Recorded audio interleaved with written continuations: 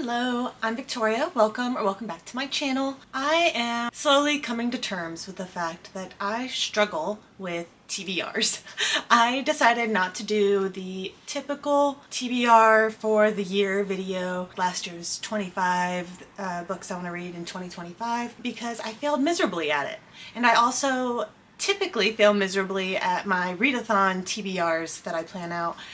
It's just, I guess, too much for me to try to be like, yeah, I'm gonna read these 10 books in this month, or these apparently 25 in a year. Is just too much structure for me. But, like, I love buddy reads or book clubs. I have found that I enjoy those and generally can succeed at finishing the books for them.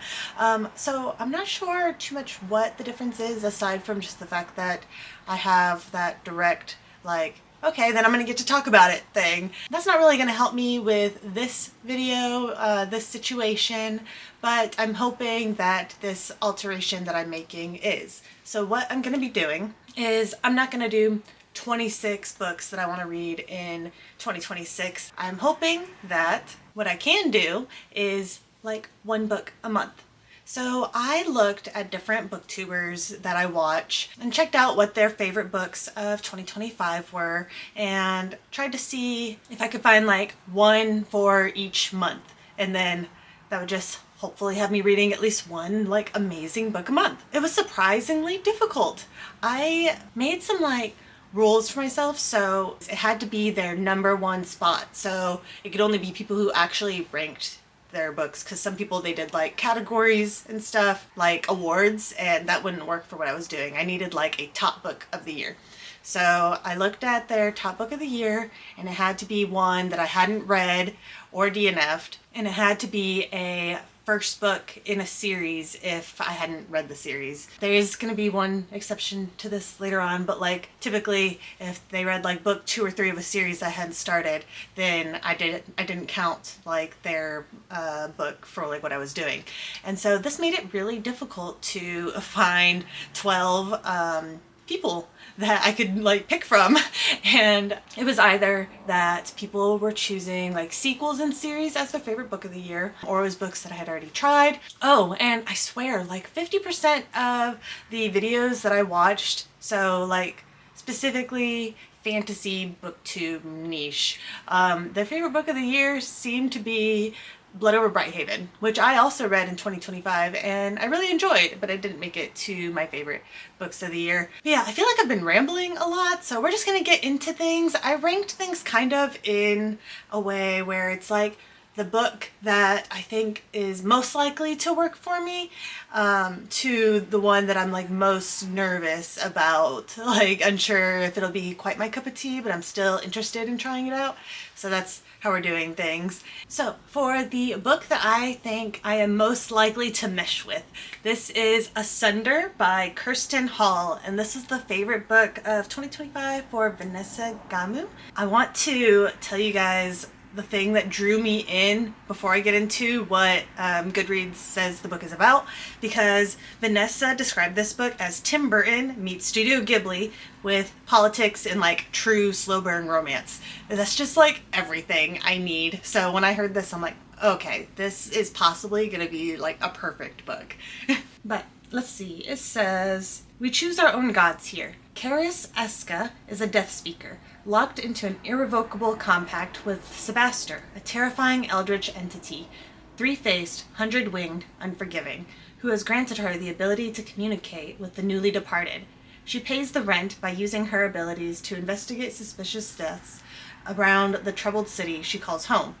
When a job goes sideways and connects her to a dying stranger with dangerous secrets, her entire world is upended. Verain is willing to pay a ludicrous sum of money for her help. To save him, Karis inadvertently binds him to her shadow, an act that may doom them both. If they want to survive, they will need to learn to trust one another.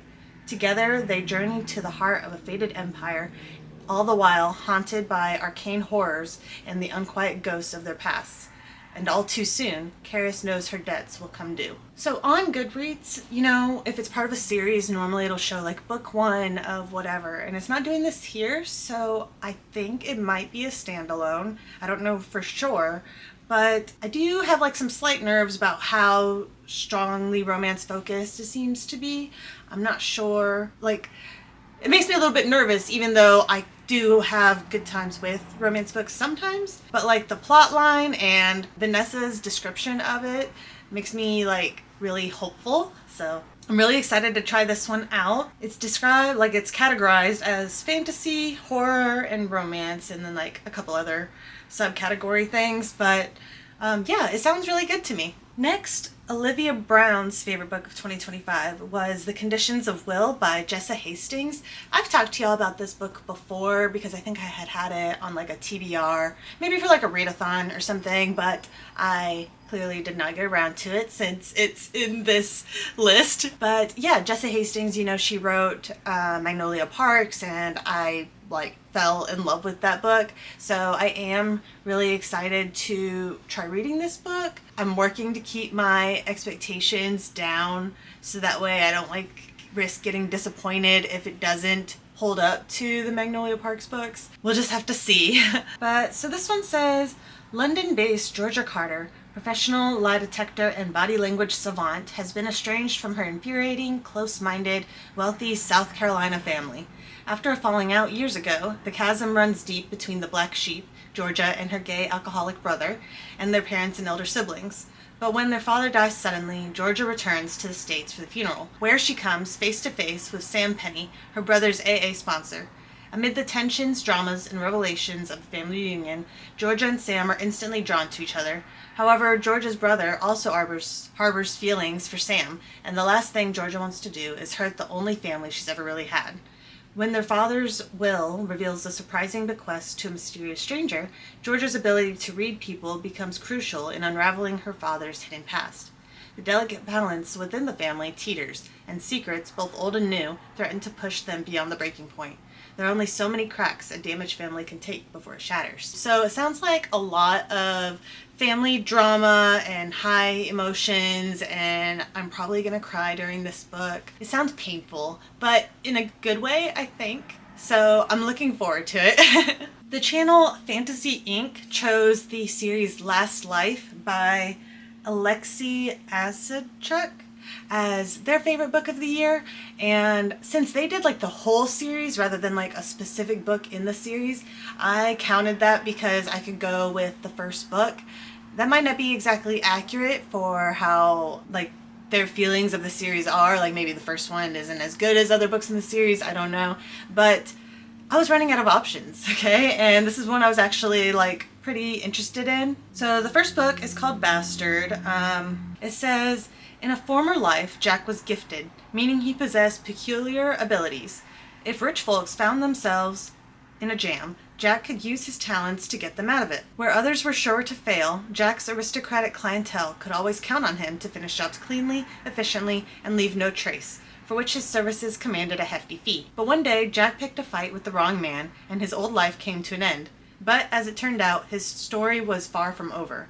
A mysterious supernatural being whisked Jack's consciousness away and into the body of a young nobleman living in a different world in the multiverse, a magical one. In it, he must play the part of Max Renard, illegitimate son of a traitor who was recently executed on orders from the king, which caused Max to lose his home and be forced to dwell in a small town on the western outskirts of the kingdom. And now this new life, his last life, is the one he must lead. So the part that confused me is that initial sentence where it says Jack was gifted, meaning he possessed peculiar abilities. The way it's worded made me think like magical abilities, but then he goes to a magical world later. So I'm wondering if they were just going for like underground, like illegal activity peculiar, and just chose some misleading wording, at least misleading for me. So I'm not sure about that, but I enjoy like an isekai story, and with him being like a nobleman and running things and stuff, like I think it'll have some politics stuff that I could enjoy. In the reviews, I saw a time or two that it was referred to as a lit RPG, another time just said power fantasy, so I'm not sure if this is just like a plain progression fantasy or if it is actual lit RPG, but either way, like, I'm interested in all of that, so yeah, it sounds good. I'm gonna give it a shot, and hopefully I end up liking it. This is one that I hadn't heard of before, so when I saw it as someone's favorite of the year, I was like really surprised and happy and everything to find a new one that is like so well loved, you know, at least by someone. But next, Katie Colson chose Interior Chinatown by Charles Yu as her favorite book of 2025.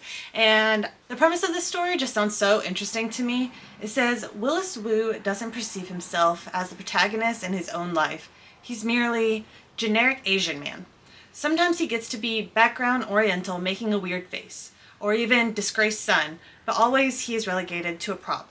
Yet every day he leaves his tiny room in a Chinatown SRO and enters the Golden Palace restaurant, where Black and White, a procedural cop show, is in perpetual production. He's a bit player here too, but he dreams of being Kung Fu Guy, the most respected role that anyone who looks like him can attain. Or is it? After stumbling into the spotlight, Willis finds himself launched into a wider world than he's ever known, discovering not only the secret history of Chinatown, but the buried legacy of his own family. So it says that it's kind of about, you know, obviously race and also like escaping the roles that like we're forced to play and everything. And I just think that this premise of like having like the specific character types but like kind of in real life, like Kung Fu Guy and everything, and it's like, is it real life or just for the production and stuff? This premise just sounds really unique to me, and I'm really looking forward to it. It sounds a little bit more serious than like contemporary serious than I typically read, but I think that this is one that I would still really enjoy. I don't know why, I just seem to have very specific ways that I like my serious topics to be portrayed to me, and a lot of times the contemporary stuff doesn't quite work for me, but this one feels like it will.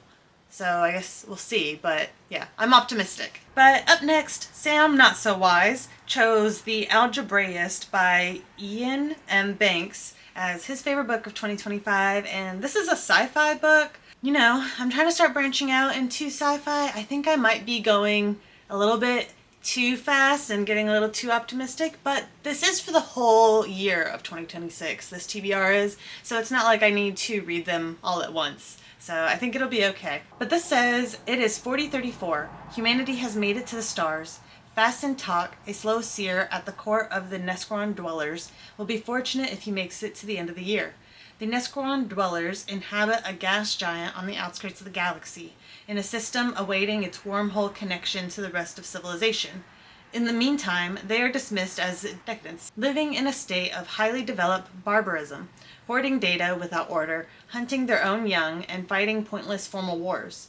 Seconded to a military religious order he's barely heard of, part of the Baroque hierarchy of the Mechatoria, the latest galactic hegemony, Tak has to travel again amongst the dwellers. He is in search of the secret hidden for 500 million years. But with each day that passes, a war draws closer, a war threatening to overwhelm everything and everyone he's ever known. This book feels like it's going to be a lot. It is a space opera, so that's not surprising. Like, it probably is a lot. But I am nervous, but it also sounds good, or at least it sounds potentially good. I don't know. I feel like this description, it tells you a lot of big stuff, but it doesn't really feel like I really am getting a feel for how the story's going to be. I don't know. I'm interested specifically about the part where it says hoarding data without order. Like, I don't know how that's going to play into the world building and stuff, because that doesn't really mean anything to me in the description, like, by itself. But it sounds like it could be cool, and then that with the whole Algebraist title and everything. I think there could be something really unique there. We'll have to wait and see, I guess. Next, Karina Trinity chose Dark Matter by Blake Crouch as her favorite book of 2025, and this is a book that I actually own a copy of and have been wanting to get around to, and I know that my Libby has an audiobook for it, so I feel like this is one I'll get to fairly quickly. Jason Dessen is walking home through the chilly Chicago streets one night, looking forward to a quiet evening in front of the fireplace with his wife, Daniela, and their son, Charlie, when his reality shatters. Are you happy with your life? Those are the last words Jason Dessen hears before the masked abductor knocks him unconscious. Before he awakens to find himself strapped to a gurney, surrounded by strangers in hazmat suits. Before a man Jason's never met smiles down at him and says, "Welcome back, my friend." In this world he's woken up to, Jason's life is not the one he knows. His wife is not his wife, his son was never born, and Jason is not an ordinary college physics professor, but a celebrated genius who has achieved something remarkable, something impossible. Is it this world or the other that's the dream? And even if the home he remembers is real, how can Jason possibly make it back to the family he loves? The answers lie in a journey more wondrous and horrifying than anything he could have imagined, one that will force him to confront the darkest parts of himself, even as he battles a terrifying, seemingly unbeatable foe. So this one, obviously it's like a sci-fi thriller story, and it sounds really exciting to me. I love like those mind-bending type of situations where it's like, is this real? Is it not? The caveat to that being, I hate when like horror movies do the end where it's like, yeah, it was just all a dream, or they were just imagining it. Like, I don't like that, but I like where it like messes with your head. Like, I don't know. It's weird. Like, there's certain ways to do it where it feels like amazing and like mind-bending, and then there's other ways where it just feels like a cop-out. But this book sounds like it is hopefully done in the way that I'll like. And I think there's like a movie or something for the show too, right? I'm pretty sure. I haven't seen it yet. But yeah. Anyways, the next one is The Hunter by Kay Agard, and this was chosen by Andrews Wizardly Reads. This is just a straight fantasy book, and it's interesting because looking at it, it gives me like old school fantasy vibes, but it's from 2024. I am feeling a little bit nervous about this one. I'm gonna read you what it's about, but it kind of feels like maybe like a serious, dry type fantasy that I don't know if it's gonna work for me, but I could be wrong. I mean, it has like, geez, fantastic reviews. But this says, Strider is content to die. After 50 years, his revenge is complete and his purpose fulfilled. When a teenager steals the hunter's sword, his wolf companion Greer sees a way to help them both. In convincing Strider to escort the girl home safely, there's hope his friend might find the will to keep on living, to keep on fighting. But this is no ordinary job. His young employer is deeply entangled in a dark plot that threatens her and her fiefdom. Strider must employ his magic and battle training to ensure their survival against soldiers and mercenaries out to claim their bounty. Can these unlikely allies find a way to survive, or will the differences and secrets destroy them all? So I do see, like in the description, some potential for like some good emotional moments and character development and everything, and also like possibly like a strong bond between our main characters. But I am still feeling a little bit nervous. I'm not sure exactly why. Maybe it's just the cover of the book, but we'll see. It's 624 pages though, so it's definitely going to be a bit of a commitment whenever I get around to picking this one up. So next, hopefully I say this name right, Sinead Hannah chose When the Wolf Comes Home by Nat Cassidy as her favorite book of 2025. And this is a horror book. I think it's the only one on this list. And it's also like paranormal fantasy. So I feel like for me being kind of new to horror, it could be a good one for me to try out. But this says, one night Jess, a struggling actress, finds a 5-year-old runaway hiding in the bushes outside her apartment. After a violent, bloody encounter with the boy's father, she and the boy find themselves running for their lives. As they attempt to evade the boy's increasingly desperate father, horrifying incidents of butchery follow them. At first, Jess thinks she understands what they're up against, but she's about to learn there's more to these surreal and grisly events than she could have ever imagined, and that when the wolf finally comes home, none will be spared. So, I could be wrong, and I obviously haven't read the book, so this doesn't count as spoilers. This is my prediction, I guess, but to me, it just sounds like it's trying to make it seem like the main character is going to be thinking that the father is doing some terrible things, but I'm guessing it's probably like the boy, and since it's called When the Wolf Comes Home, is he like a werewolf, and the father is like trying to stop him because he's like going around killing a bunch of people? I don't know. I could be wrong, but that's where my mind is going, which could be fun. I guess we'll check it out. Yeah, I don't know. I'm a little bit scared because like I tried reading Jamaica Inn by Daphne du Maurier, and I had to set that down for now because like the intense feeling from like the fear she had of like her uncle and everything, I was like, I don't know if I'm quite up for this right now. So like I don't know how I'm gonna do with like her fear of like this dude and stuff chasing them. But we'll see. I'll try it out. I do want to try out like different kinds of horror and stuff so that way I can figure out what my niches are and everything. Next, Ian Goobelly chose Shogun by James Clavell as his favorite book of 2024, and I have been getting into classics and stuff lately, so this feels like a perfect time to try this out. Although I am nervous about how huge of a book this is, Shogun and The Count of Monte Cristo are like two of the most intimidating classics books, I feel like, because they're freaking huge. I think I've seen the Shogun movie like forever ago. I think I was maybe in middle school. I don't really remember anything about it. It's about this Englishman who gets lost at sea and wakes up in Japan, and this is during like the 17th century. So it was like when they were closed off from the outside world and stuff.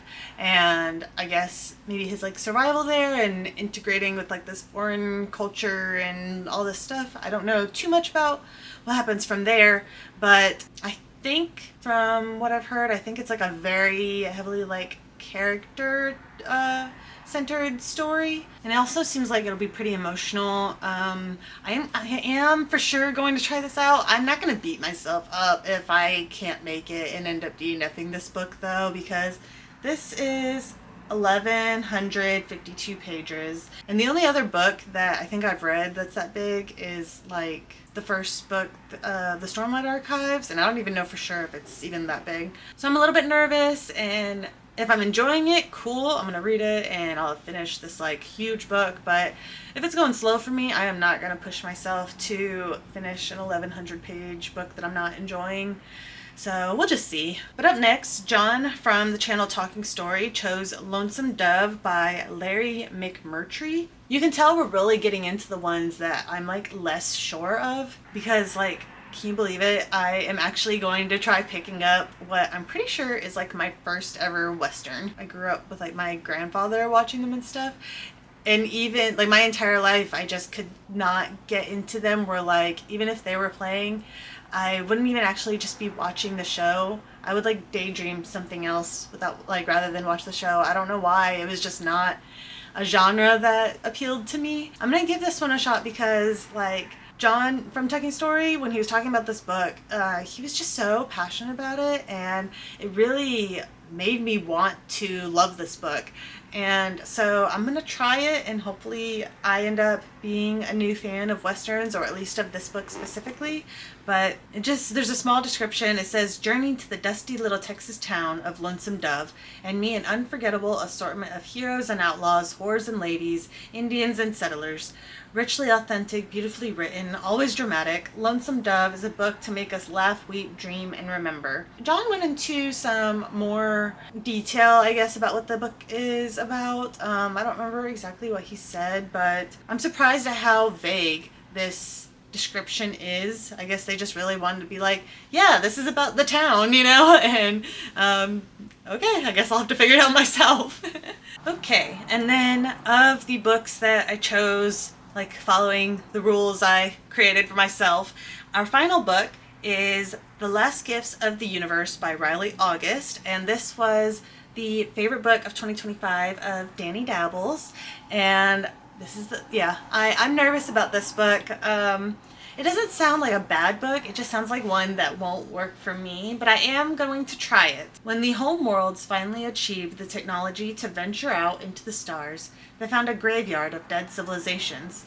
What befell them is unknown. All home knows is they are the last ones left, and whatever came for the others one day will come for them. Scout is an archivist who scours the dead worlds of the cosmos for their last gifts. Interesting technology, cultural rituals, anything left behind that might be useful to home and their survival. During an excavation on a lifeless planet, Scout unearths something unbelievable, a surviving message from an alien who witnessed the world-ending entity thousands of years ago. Now Scout, their brother, and their sometimes fearless spacefaring cat Pumpkin must race to save what matters most. So it's classified as a space opera. If this is true, I think that there is a chance that I'll have a fun time with it. But I also think that it's like a very heavily philosophical book.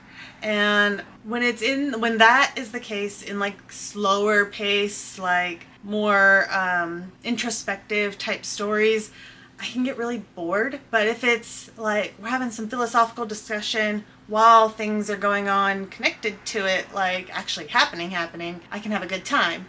So I don't know. This is definitely the one I'm most nervous about. We'll just have to see, I guess. I'm sorry if I end up hating your book, Danny, or really any of y'all's favorite books of 2025. I'll feel sad, but it just goes that way sometimes.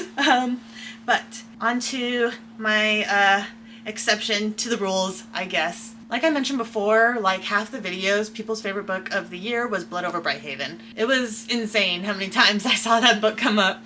But in second place, or maybe tied for first, like I didn't keep track, I just remember seeing both of these a lot, was book, I want to say 6 of the Sun Eater series, and it was specifically that one. If people talked about the Sun Eater series, it was book 6, so I guess everyone that reads this series, that must have just like come out and so everyone was reading it. It was all over the place. But I have not read any of this series yet, and it was something I had been like looking into. I have a friend that has read the first couple, I think, books. So because of that, with how many people chose book 6 in this series, I decided to make the first book of the series my 12th spot for this list. Just round it out so that way I have like a book a month to read, or at least attempt. We'll see how this goes, but I think it'll be more successful than my 25 in 2025. But yeah, so the first book of the Sun Eater series is called Empire of Silence, and this is by Christopher Ruscio. Is that how you said the last name? Let's see. It says, "It was not his war. On the wrong planet, at the right time, for the best reasons, Hadrian Marlowe started down a path that could only end in fire. The galaxy remembers him as a man who burned every last alien Silson from the sky. They remembered him as the devil who destroyed a sun, casually annihilating 4 billion human lives, even the emperor himself, against imperial orders. But Hadrian was not a hero. He was not a monster. He was not even a soldier. Fleeing his father in a future as a torturer, Hadrian finds himself stranded on a strange backwater world. Forced to fight as a gladiator and into the intrigues of a foreign planetary court, he will find himself fighting a war he did not start, for an empire he does not love, against an enemy he will never understand." It sounds amazing. Also, like, you already know I love politics, but I also really enjoy gladiator stories. I am feeling really optimistic about this one. But yeah, so those are the 12 books that I'm doing as my TBR for 2026. I really hope I do a better time this year. Oh my goodness, I feel so bad. Like, I'm like afraid of TBRs now because I just fail at them so miserably. But I think just planning one book a month should be doable. Like, people schedule like many more books per month than this and do just fine. I don't know why I struggle so bad. I'm sorry, but I am trying to find solutions, and we shall see if this is it. And at least by doing it this way, I'm reading books that like a lot of people really love, you know? And for the ones that aren't like super well known, they're probably underrated, amazing books for it to become like someone's favorite book of the year, and then it'd be one that I'd never heard of. Like, that's really cool. That's it, I guess. Oh yeah, I've been meaning to ask you guys, do y'all want me to bring back book hauls and book unhauls? I kind of stopped doing it because I felt like it was a little too consumeristy, but I also enjoy that type of content too myself, so I think I might have just been getting in my head too much. So just tell me, if y'all want to see that kind of stuff, I'll go back to making the videos, but if you don't care, then I will just stick to just doing it all behind the scenes, I guess. Yeah, thank you guys so much for watching. Have a great day. Bye!